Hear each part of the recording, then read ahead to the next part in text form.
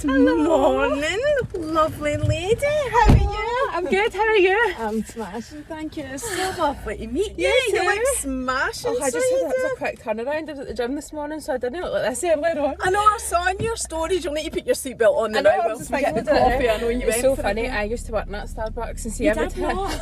And every time I come over here, I have that like going to work anxiety. It's so funny. Oh but my god. Yeah. It's quite, I thought it was quite new, but it can't be. well, I think it's maybe 2018 it opened, but I Right, worked there like so it's part time still- alongside my job at the same time, so it was.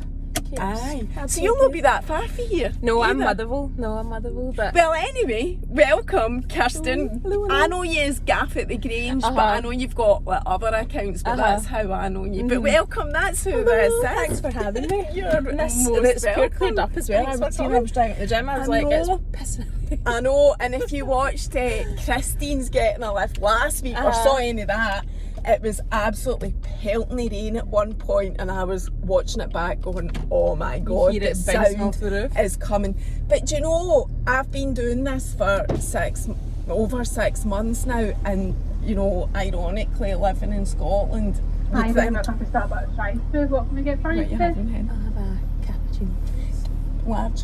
Just medium. A medium cappuccino, please. Chocolate on it? Yes, please. Anything else? Yes, can I have a medium coconut latte, please? Do you want any? Can I make some coconut milk latte? Anything else? No, that's fabulous, A thank you. cappuccino with chocolate and I make some coconut milk latte, is that sorry? Yes, Okay, see the window. thank you.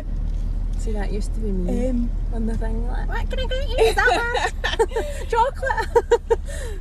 And I always try and listen to see if it's somebody that I know, but I don't think it is. Because my best pal David still works in here Oh, as does well. he?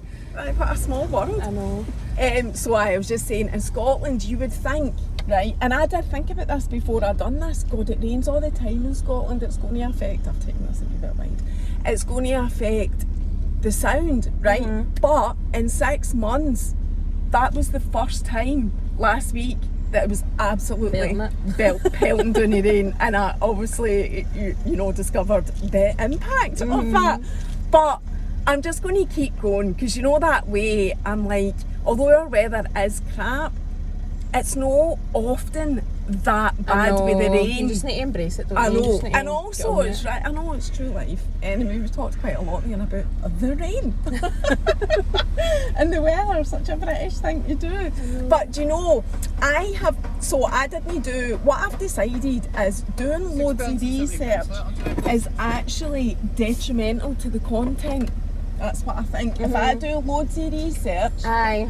it means that I'm coming into the car Already know. and I'm going, so I read this and I read that and I know this and I know that about you, and I feel it kind of ruins it. Aye. Whereas if it's more me being like, tell me about you, Thank you very much. people I think is better and Aye, more interesting 100%. content. So I do know a wee bit about you. Obviously, I wouldn't come completely Blind, Thank innit? you. Thank you. Aye, I wouldn't come. I think that would just be rude to come completely blind. No, but I get that as well as a journalist myself. Yes. I feel like you need to know a bit, but at the same time, you want surprises. I know, That and makes do you sense. know, recently somebody referred to me as a journalist and I was like, oh, Well, actually, is that what I am? I was laughing because every time I tell something, I'm like, oh, are you?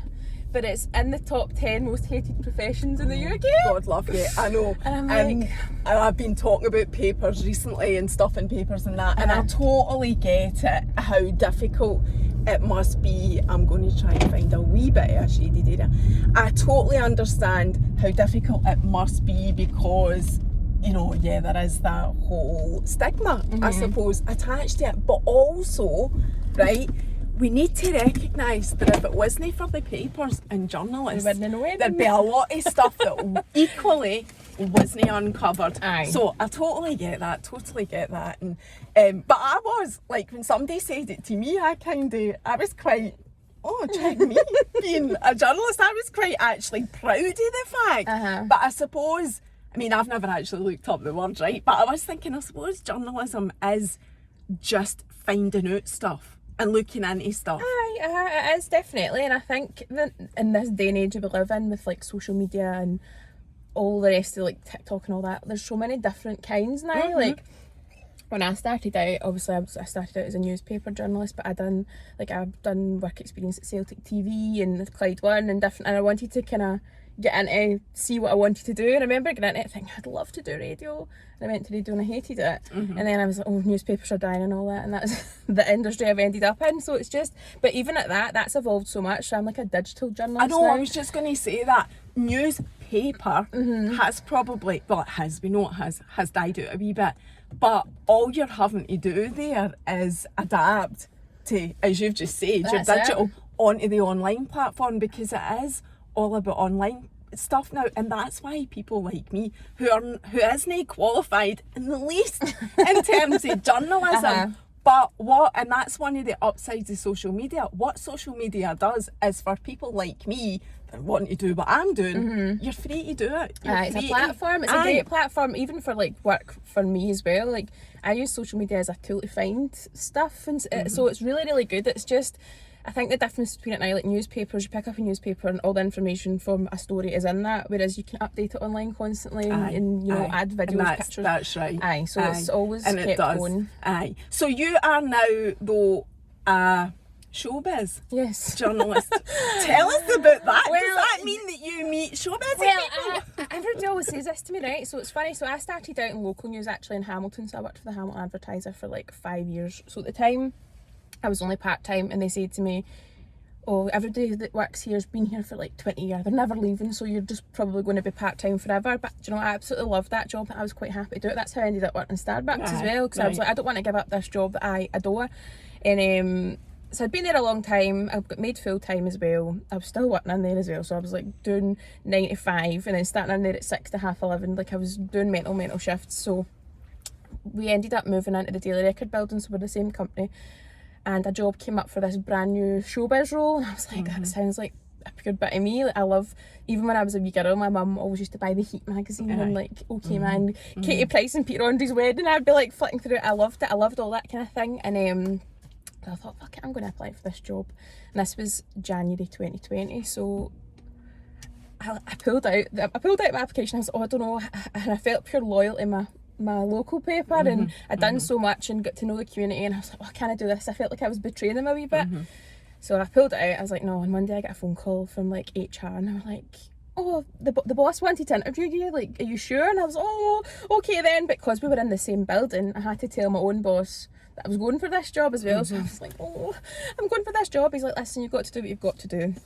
And I ended up getting it. So this was I started the job in February 2020.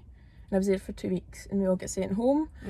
For just COVID. that recently? That's how recent it was. Can I just say, out of all the sections in the paper, right, the two bits that I would ever, when my I never barely bought a paper, right, but if my gran did, I'd be like flicking through to the showbiz and the Dear Deirdre or whatever it was at the time. That was the... It's called the Daily Record, but that kind of thing. So I was like, oh, this will be brilliant. We had so many plans. So it was like a brand new role they'd created. So it was me and the showbiz editor, Magdalene, and we had all these plans, and then it was like, oh fuck, he's only need to work from home now. So the plan was, it was for 2 weeks, as everybody knows, it was the same for everyone.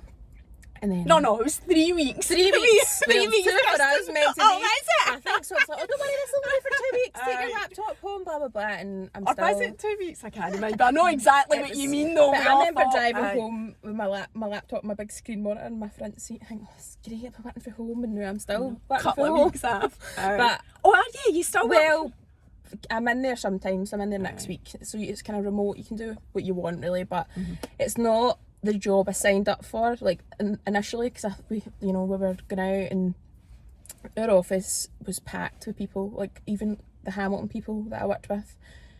Now they're not in there at all. There's hardly anybody in there. It's a very changed industry now. It's strange. So we're a bigger team now, though. Showbiz, we've got a great team there, and it's just different though. It's so weird. So how do you do it now? So you don't.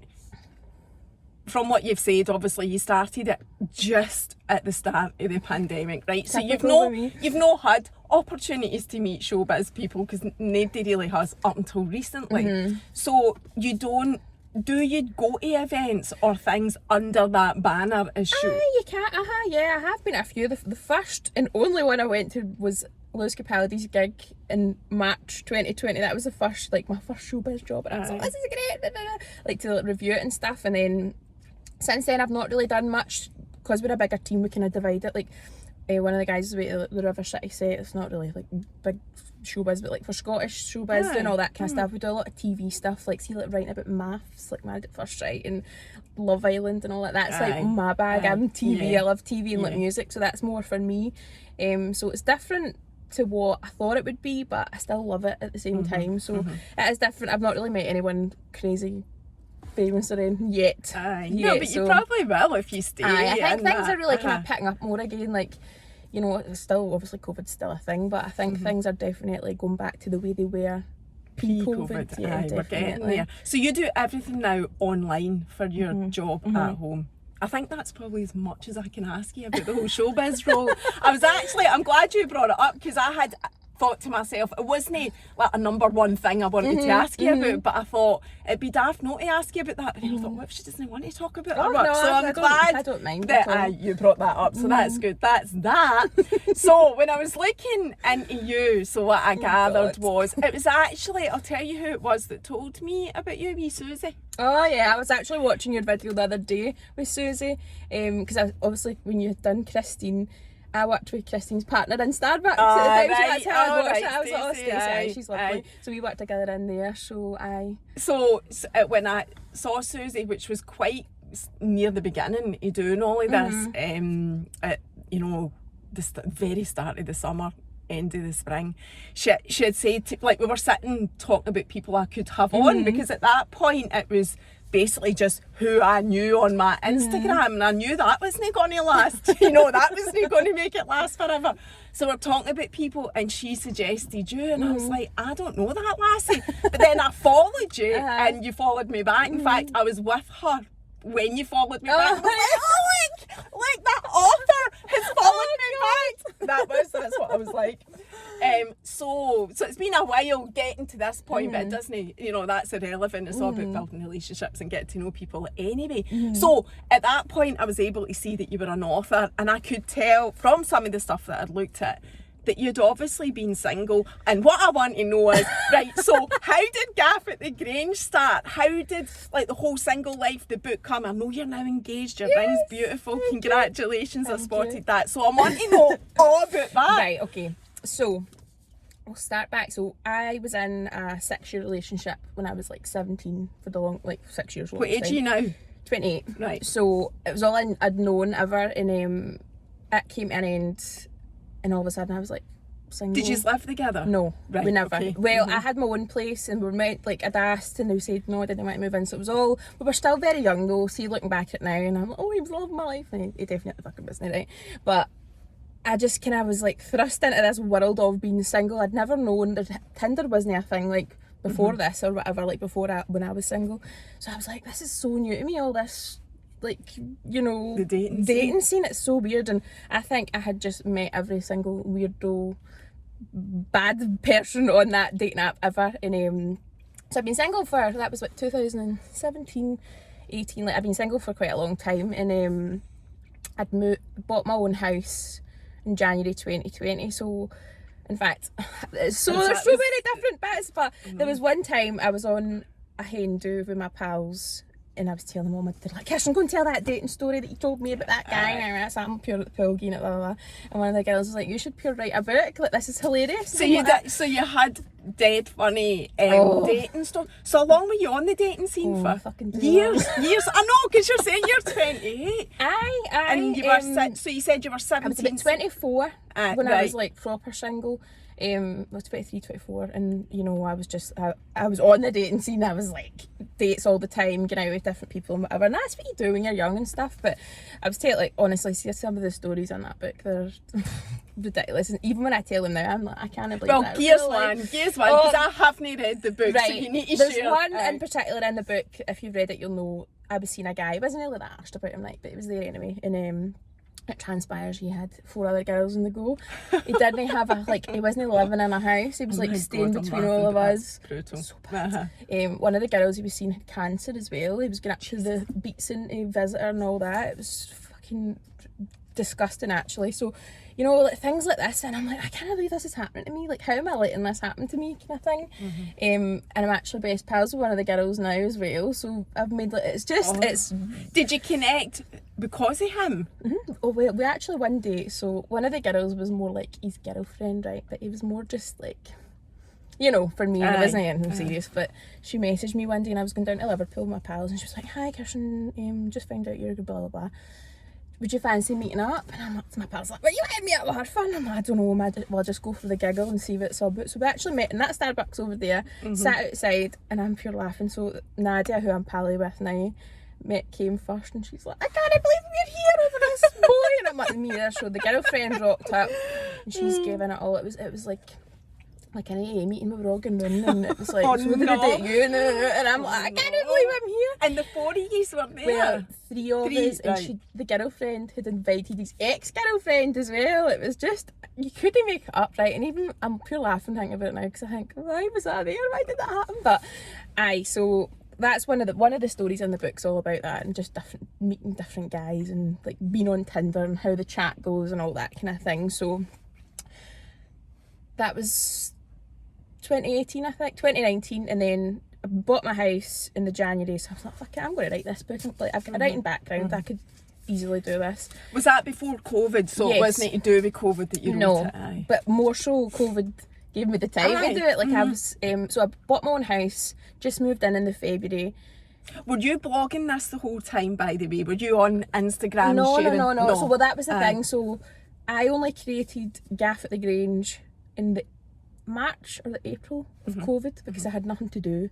I was bored. Then I was like, fuck it, I'll write the book as well. Then I'll tile my bathroom. I'll do all this stuff, because I was living on my own, and I've never really been someone that has like bad mental health or like suffered with anxiety or anything until lockdown, because I had just moved into this house, didn't really know anybody about. I was living on my own. We were all doing these Zoom calls. My pals were all like living at home or living with their partners, and I was just like on my own, and I'd never really struggled until then. That was something I was going to ask you about, because I picked that up for looking at your page, that you'd been on your own, completely on your own during lockdown. And my mum had said, "Do you want to move back in with me?" And I'm like, I've not lived with my mum for like since 2016, do you know what I mean? I don't want to go back. I've just bought this place, blah blah blah. So it was really tough, and I FaceTime my mum every like 3 times a day at that point. So I'm surprised she's not phoned me the now to speak to me, just because we've kept that going since then. But I honestly, that time, it was like the summertime was the toughest time between March and like July, honestly. It was so, because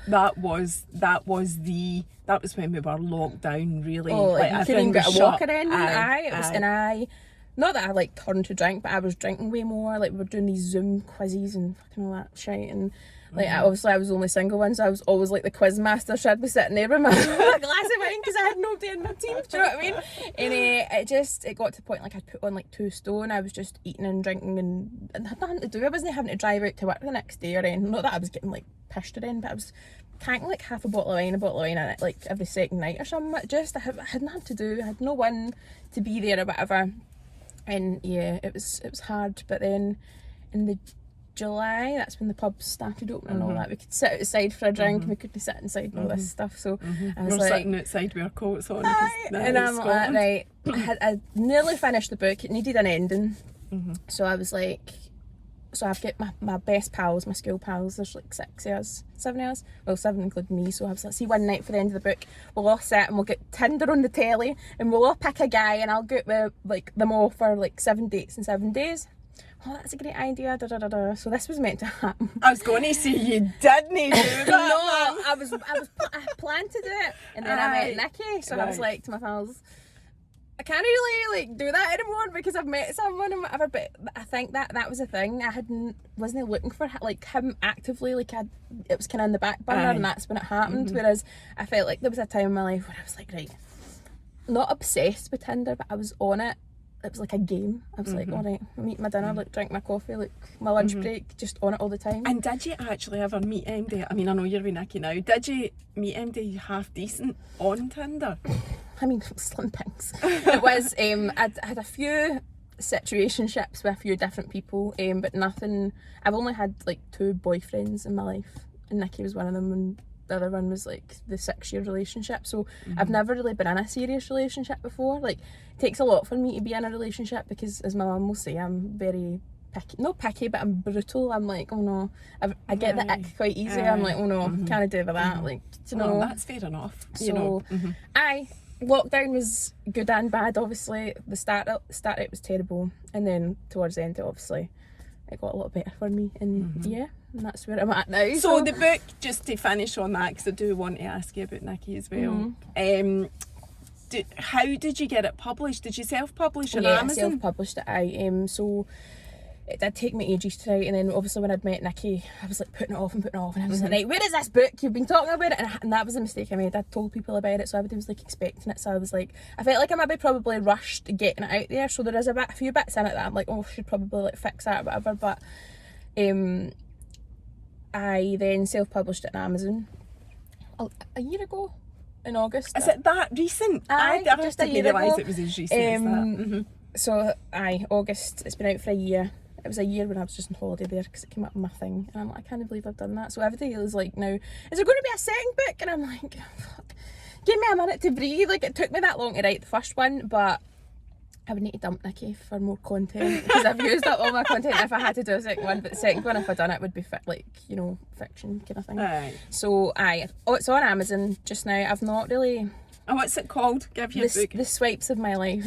Right. So I've not really, I feel like I've not promoted it as much as I probably could. I've not really, this is not it's not my full-time job. I've got my full-time job and then this, do you know, it's not my main thing. So I probably could have, but you know what, I'm happy doing what I'm doing now, and it was never to make money or to like. And it was just a wee passion project. It was just something that I've always wanted to do. Like, my papa wrote 2 books when he was in his 70s, and I was just always like, oh, it's dead cool writing a book, I'd love to do that. And it was always on my bucket list, so it's something I'm glad I've done, and you know, I'm dead proud of it, but it's not my. It's not your main income. Yeah. It's good to have done it though. It's a good thing to have on your CV. Like, Nikki's never read it. I was having that to me. You're not allowed to read this. This is just strictly confidential for me. But and I see, even looking back at it now, like a year or 2 years, I'm like, I can't believe that was my life. Like, things have changed so much, but in a good way. Like, I don't regret anything. There's nothing in it I'm like, oh, I shouldn't have said that, shouldn't have done that, or whatever. But do you know, I'm happy it's out there, and people message me all the time. Like, I had one yesterday on Twitter, and she'd sent me a picture of booking her holiday, and she's like, oh, I absolutely loved it, like, so happy to see you get that bent and all that. And I'm like, oh, it's just even that's enough for me for making a messages, you know. So, and that is lovely, and you'll always have that, and it'll always be there, you know. People can always buy it. And tell us again, in case anybody wants to buy it, The Swipes of My Life. It's on Amazon if you want to read it. But no, I'm pleased with it, and I'm just happy that it's out the way and I've finished it. So are you still in the same house that you bought? Yes, right. I'm still in there. Nikki now, obviously me and Nikki live together, so he actually bought a flat. So this was the thing, we met in July 2020 when the pubs had opened. Is that how you met? In a pub?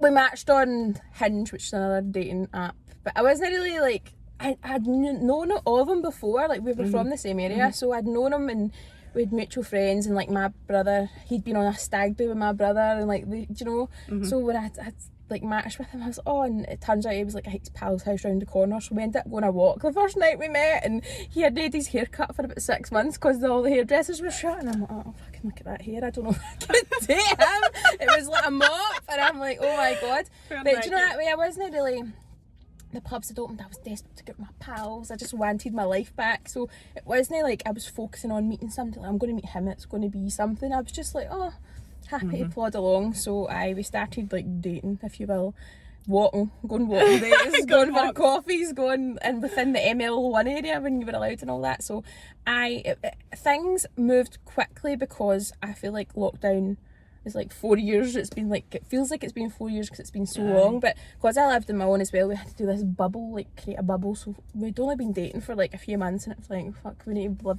not live together, but if we want to see each other, we're going to have to like stay together. So it was, we had to move quick, but I'm glad that we did, because you know, it made you must have known as well to have been through that whole dating scenario. Man, you clearly knew that's it was the thing. all right. And I hate when people say like, when you know, but I really did, and I'm like, I just don't know how. like I've never felt like this before, and I've, you know, had my fair share of dates and relationships and situationships, whatever, so I knew right away, like, this is it. Aye. I hate that saying, but, you know, and You're allowed a happy ever after. I know, but people are like, oh, like, I feel like I'm making myself sick, like, because I'm just so happy. Like I said to Nick the other day, like, can't believe how happy I am. Like, I'm making myself, no, that's lovely, giving myself the ick, but it is, and I think for that we just knew quite quickly that we were going to be together and stuff. So he then ended up buying a flat because he'd never lived on his own, so he felt like it was something I had to do, but I'm like, it's a waste of fucking time. But he sold it after 6 months, and I think that's why I've got an engagement ring now, because obviously the way the market is now, he made quite a bit of money on it. So everything's worked out the way it's meant to work out.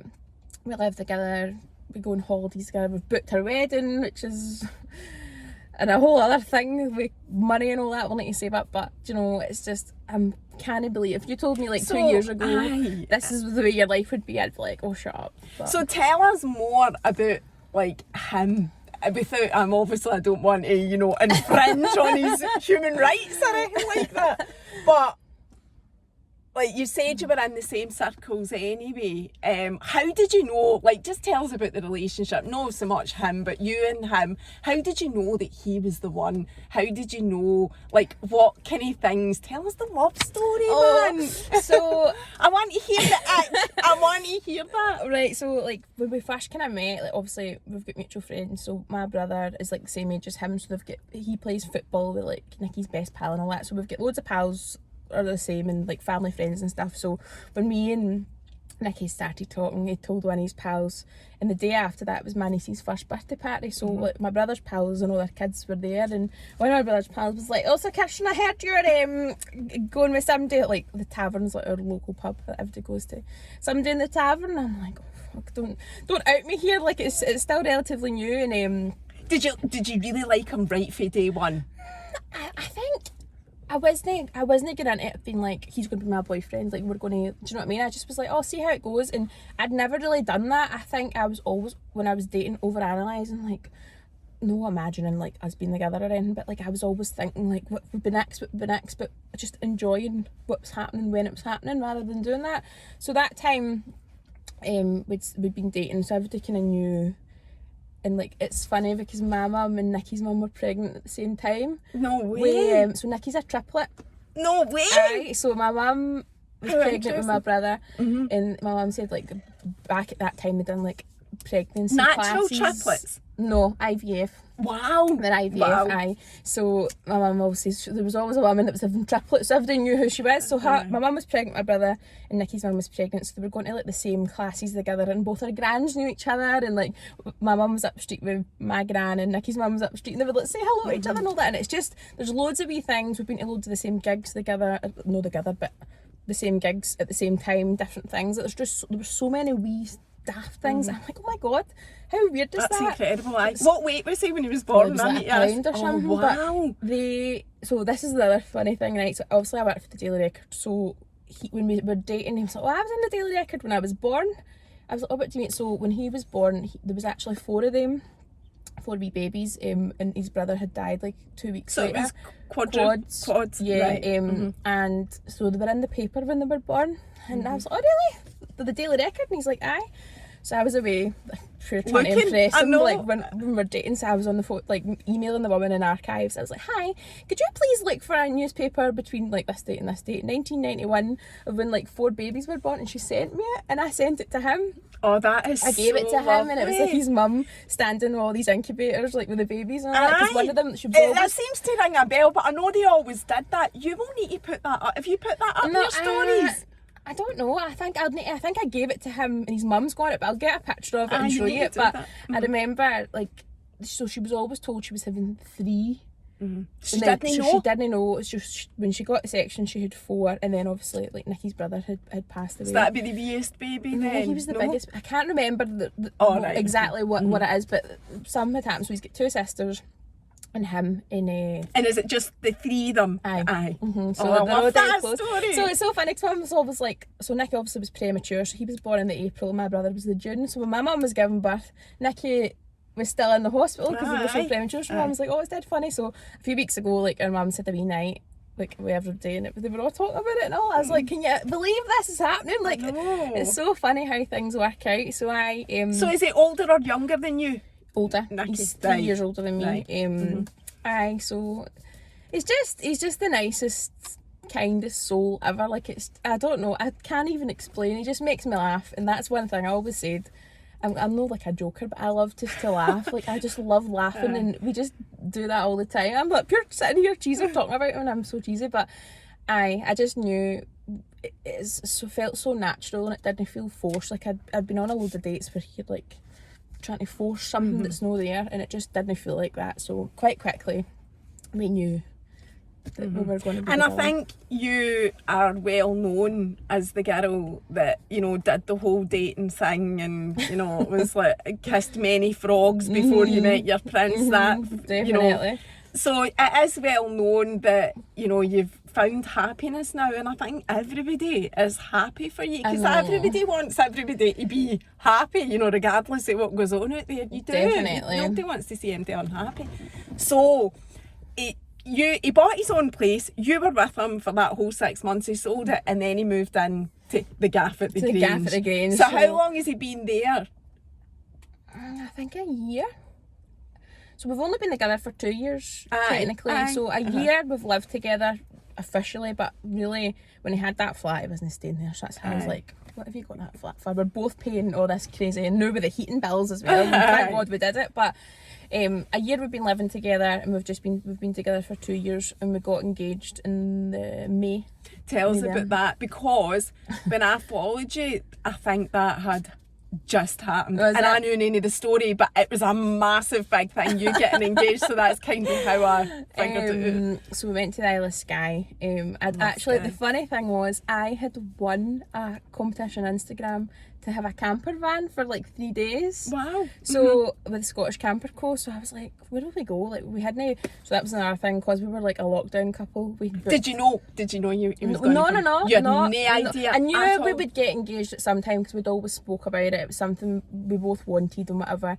So he knew quite early on as well then that you were the one. So it wasn't just you. We spoke about it, you know. And I think when you're that wee bit older, and you know you're going to be with somebody, that wasn't like, oh wait, I'm going to ask him. Like, do you know, there was no like shyness about it. There was no like, what do you want in life? Like, I want to get married, and I'm, you know, it was a conversation we had, and we just knew. So when we went to Skye, so I won this Instagram competition, and because we'd booked about 5 holidays, it kept getting cancelled, right? Every holiday we booked, it was like, remember, it was all that amber traffic light system, like somewhere's in red, you can't go. God, so we booked like Malaga, Rome, Lisbon, fucking everywhere, Tenerife. We booked everything, and it all got cancelled. So our first holiday was like to St Andrews, my mum's caravan. Do you know what I mean?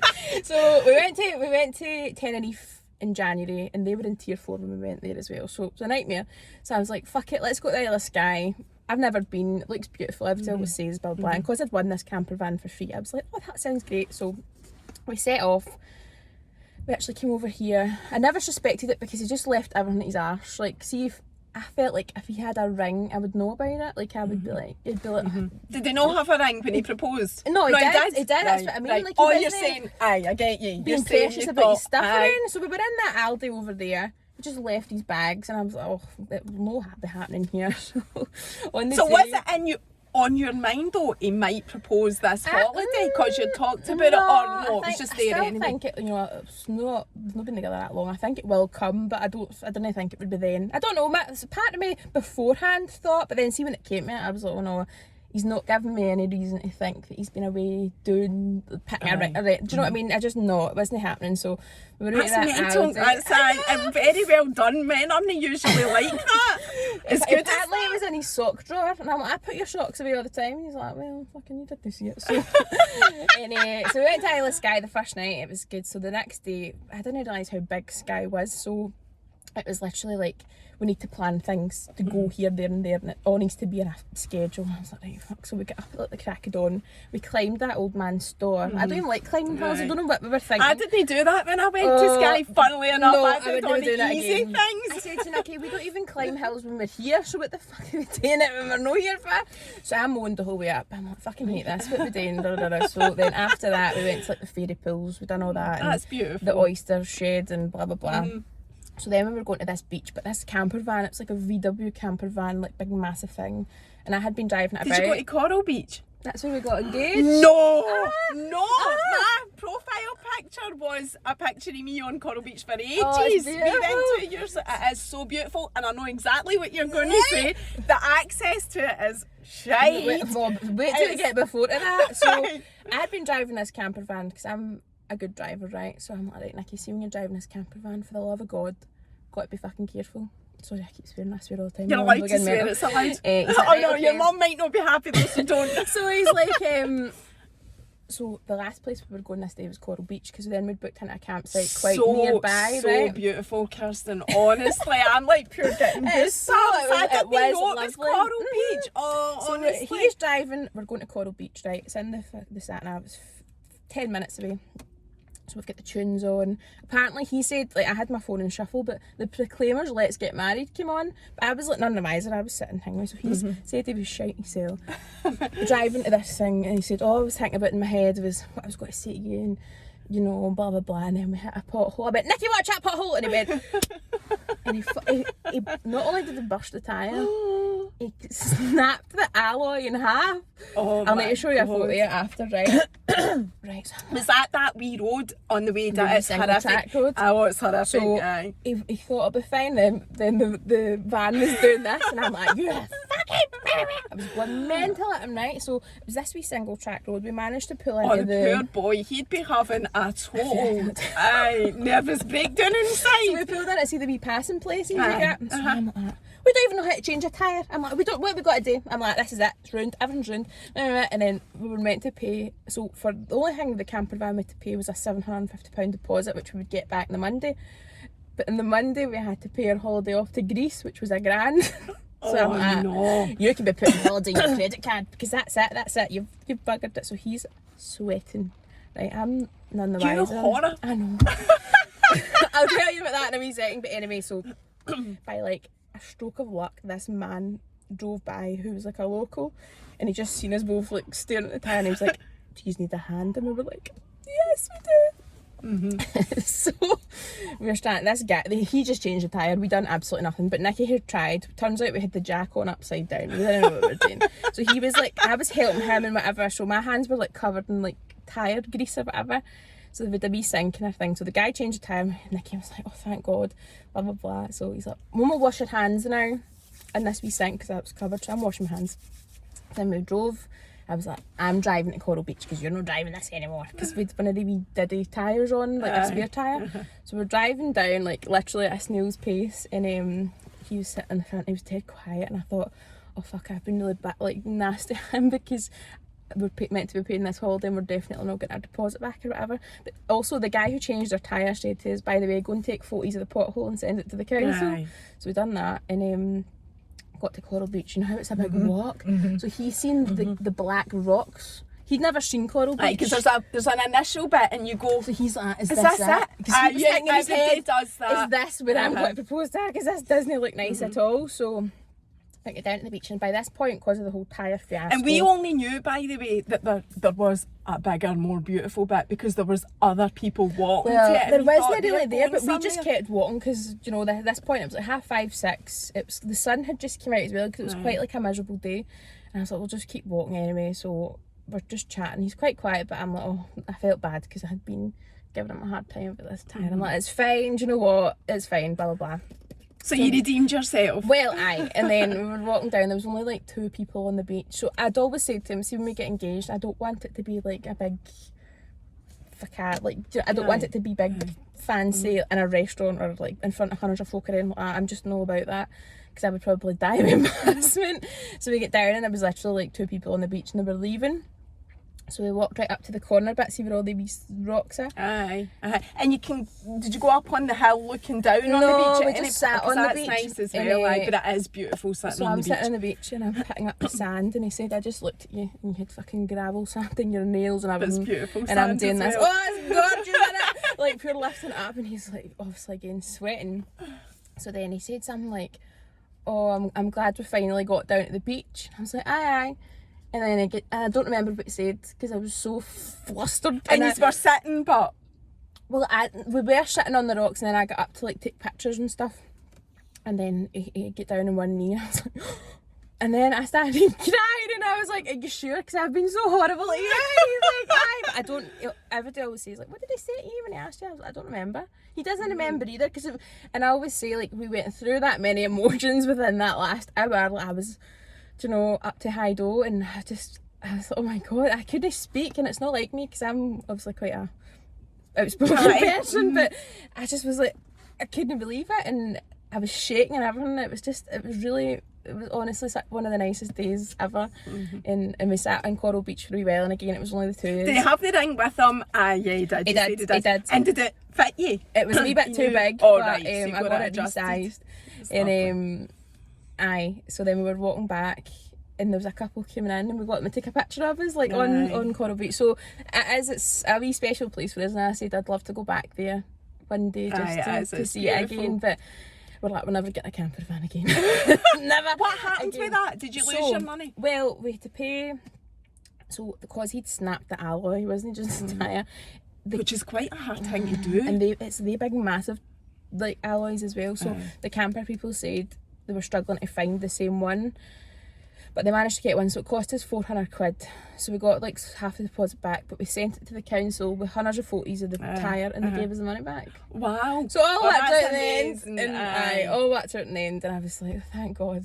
Lots of synchronicities there and stuff happening, and if that guy hadn't stopped Like he to says help that, you, wouldn't have known that. he said something like, oh, you know, I feel like that was like his grand passed away, and he's like, I feel like my grand sent him down just to save the day for it. But honestly, I didn't even get his name or anything. The guy, he was like Australian or something, but I always think, oh, was he? He wasn't even a local. He was Australian, but he lived there, like in a wee house, like just by Coral Beach. So I'm like, I just can't believe he drove in, because hundreds of folk in the big massive camper vans drove past us and just ignored. They were like, alright, see you later. But like I say, I'm acting like you need to learn how to change a tyre now, because I wouldn't know. That's what I was thinking when you said that there. I wouldn't know. I wouldn't know either. So I sent Kate to put air in my tyres. I don't even know how to put air. That either. I don't even think I've got a spare tyre anyway, so I'd be buggered anyway. But aye, that it's just so it's one of these stories. We've got an engagement story to laugh about. Aye, it's good. Yeah, she finally said yeah after Nicky cost us like £750 in the first place, you know. But aye, it was really special and a good story. So what is the plans for the wedding? When is the wedding? 2024. We're getting married, and have you got your date and your venue and everything we're booked? getting married on the 17th of August. And I know you don't want to have a. Is traditional the right word? Aye, we're not really traditionally people like.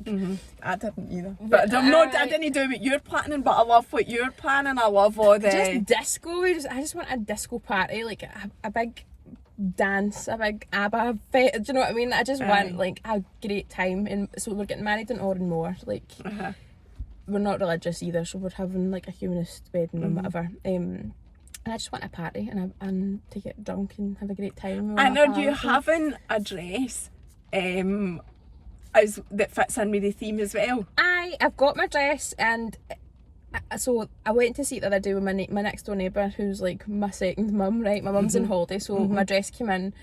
I was like, I'll take Anne-Marie, like she's not got any kids, so I was like, we'll do that, the guy will be dead nice. And she was like, that wasn't what I expected you to wear.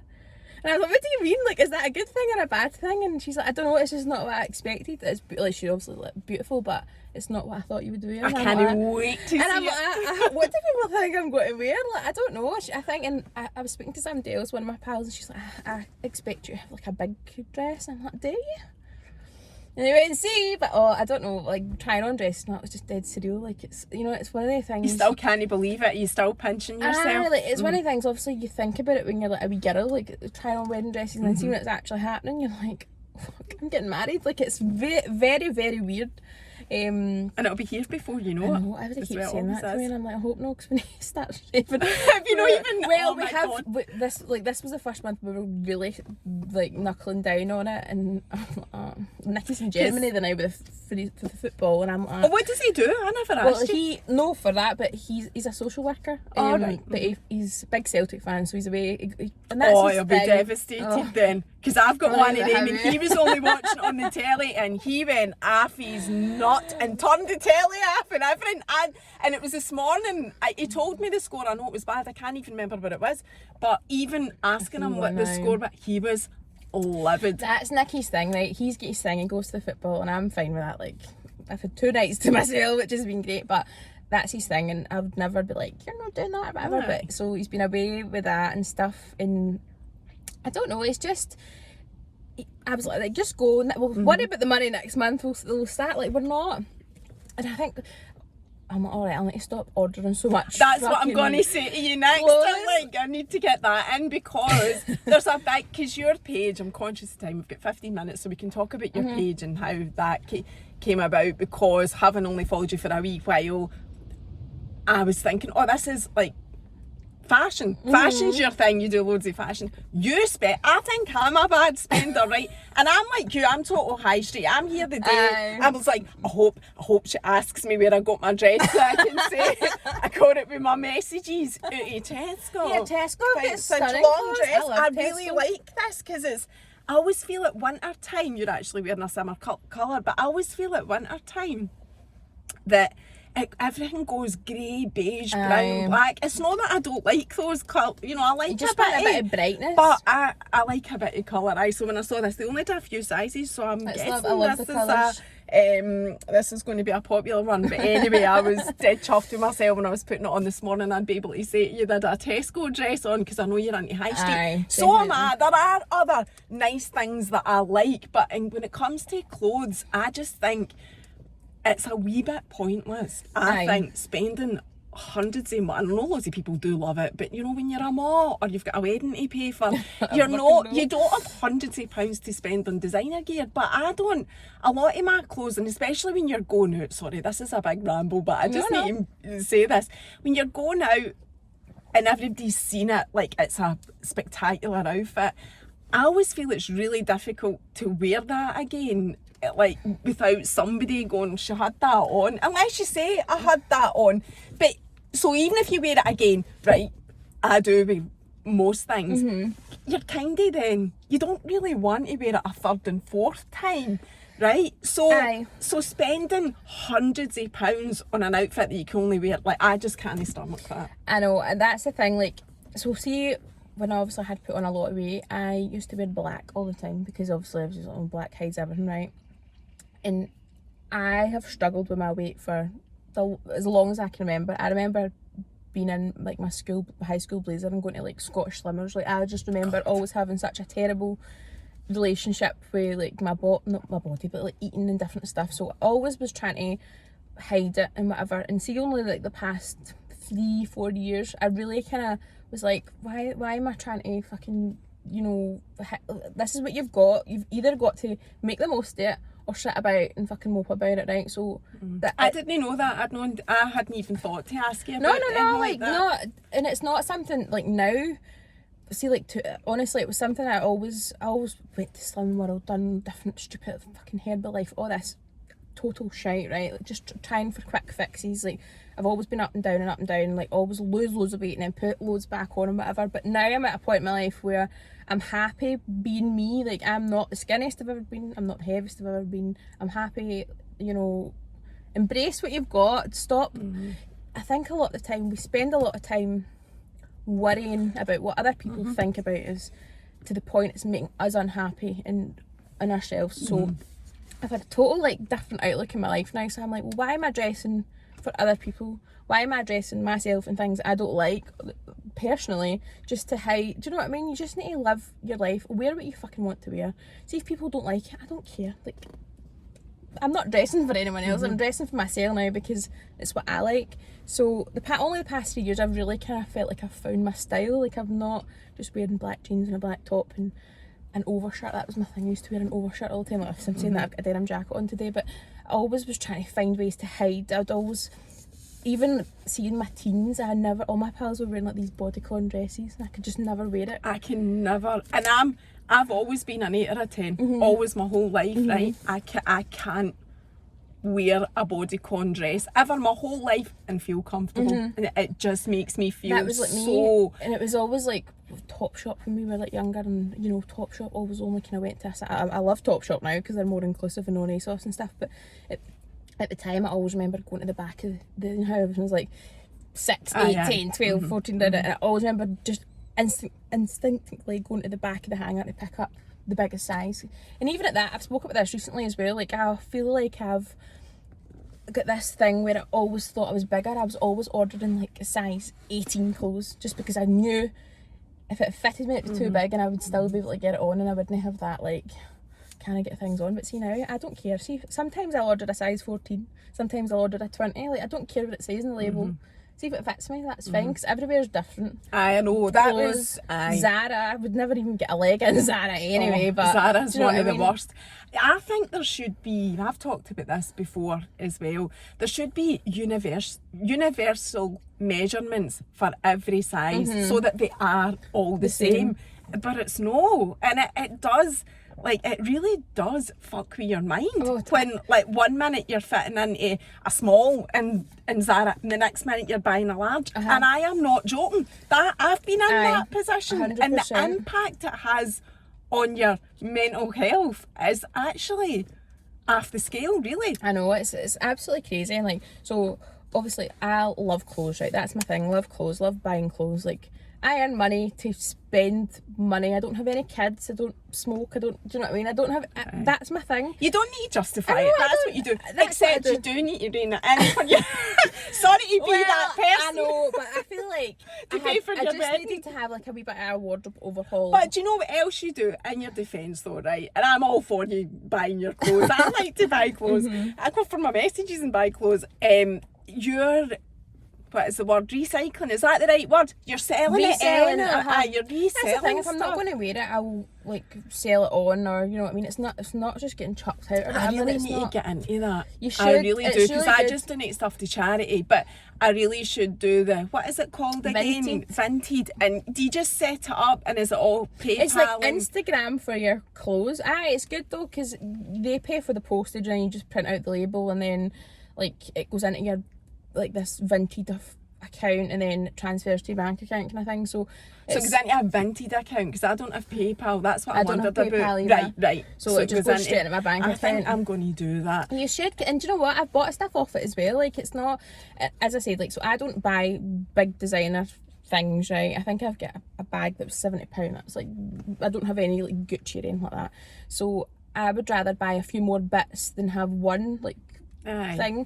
So on Vinted, I'll buy stuff there and whatever, and sell things. Like it's just. I need to learn to let go of some stuff. Like there was some stuff in my wardrobe that I've had since I was like 20. Do you know what I mean? So I was like, I always say, oh, do you know, I'll get into that sometime. Like, no, I won't. It's like a size 12 and it's still got the tags on it. Do you know what I mean? So I think when I stopped having that mindset, I was like, right, I'm never going to wear that again. I'm not forcing myself. Even when I was trying on wedding dresses, right, women's like, oh, some people like get it in a size small, and I'm like, I'm not going to do that because. See if I need to get it taken in, fine, but I'm not going to stress myself, starve myself, do anything to try and fit into a dress. The dress will fit me. You know what I mean? Like it's not. And that's I'm not fitting into the dress. Definitely, and I've been through a process like that as well. It's definitely the right mindset to have. It's not easy to get there though, and I do think purely, even just based on sizing of garments out there, it's really difficult for women to actually, you know, accept their own bodies because they're struggling with what's out there to accept your own body, you know. So no, I totally get that. Aye, but in terms of the ordering the clothes, it is going to come down a bit. It definitely is. Now that's us saving up. I was like, so Nikki was like, I'm going to Germany for football. And I was like, right, well, after this month, we don't, so this year, everybody's been getting married. We've had like 5 weddings. It's just been one of the years, it's been totally crazy. So we're like, right, October time, that's when we'll start knuckling down and doing stuff. But we'd had savings as well. We've paid off quite a lot of stuff for the wedding stuff, but it's so much money. Nobody told me, obviously, when I went into this like planning, I was like, Nikki, I don't want to spend any more than 15 grand on everything.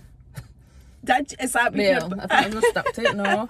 It's literally grown arms and legs. I know, and we never actually had a wedding for that reason.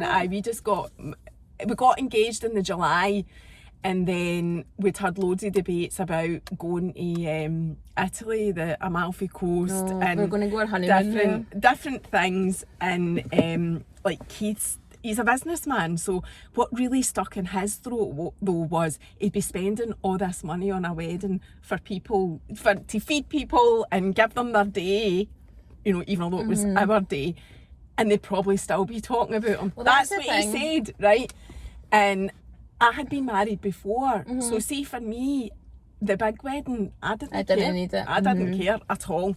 So we went on holiday. I just got my nails done, and my nail lady had got married in Florida, and she said, when I said to her, you know, I'm going on holiday, she said, where are you going? I said, Florida. She went, oh, that's where I got married. And I was like, did you? Did you?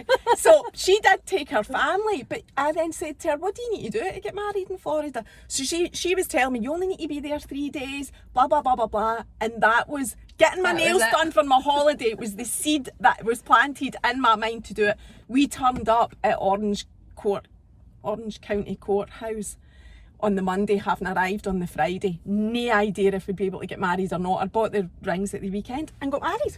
And came out and just told everybody.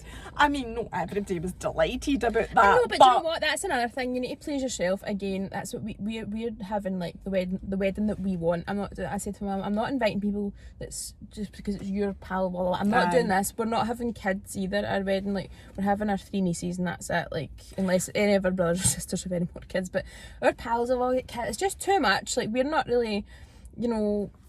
We are kid people, like we would like to maybe have, that's the thing, another thing with kids, we said we would like to, but see if it didn't happen for us, we would book a holiday or something. Like, we're not, it's not my be all and end all, you know what I mean? We're quite happy just being us, and if it happens, great, and if it doesn't, fine. But we're just saying, I wasn't even going to ask you about that. No, but even like everybody like, oh, does you know, like kids, I've never any kids at a wedding, but no, it's just too much, and that's you try to please everybody. Like, I always see it on TikTok, people talk about like, oh, how to tell your guests you're not having kids at weddings, and I'm like, just fucking tell them. People will be delighted to have a night out. There's so much aggro goes on with weddings. So much wedding politics. See, because, well, you're paying for a lot of it yourself, but see, because you've said up front, I think that sets the rule. Everybody knows then. That sets it. And the other thing that I was going to say, that was the July, we got married in the February, just to finish that story off, and it was purely because it was really sticking in Keith's throat, the amount of money he was going to spend on it. Absolutely crazy. But what else was I going to say about that? I was going to say, especially if you're paying for it yourself, that was just what I was going to say. You want to make sure it's exactly what you want. That's what as another thing. I was like, Mum, we're not having like a white. I might not even have a wedding cake. I'm just not doing things that just people have to do. Because it's the rules. I might have like a big funky pink and red and blue. I don't know. My mum's like, oh really? I'm like, oh. Do you know what I mean? I don't want a veil either. I'm no fuss. But are veils a religious thing mainly? Is it not? It's not. We're not getting married in a chapel. But see, when I tried one on at that shop, I was like, I just look like an Egypt with this on. I just didn't feel like me. And I think I like my nails. I'm going to have like red nails, and I just want to be me. Or I don't want to. I feel like a lot of time people get married and have their makeup done just because that's a bride's way, have it done, or do you know what I mean, or do things just because it's the tradition, and that's because society says that we have to do it that way. No, I know. Fuck everyone else. Do what you want to do what makes you happy, and that's my life motto. Yes, and it's a good motto. Final thing, we've just got a couple of minutes. The gaff at the Grange, are you staying there? Is that the plan? I think we're going to stay there for a few years because we want to go on holiday, all these holidays that we've not had. So we're going to stay there for as long as we possibly can, and if that means having kids there, we can do that because it's big enough. But for the time being, we don't need a big house. You've got any plans? You're going to stay? I'm quite happy just plodding along, booking holidays, having the best time, and we'll be staying there. And there's not really any home content because my house is the way I want it to be, so I feel like a lot of time people are like, oh, what are you doing next with the house? I'm like, nothing. Nothing is happening now. I'm not doing any more DIY. It's all about the wedding. It's all about the wedding. Selling the clays. And no buying any more clays. Well, on that note, Kirsten, thank you so much for coming to chat to us. It's been nice morning. It's been nice. I've enjoyed chatting to you. See you later. Bye.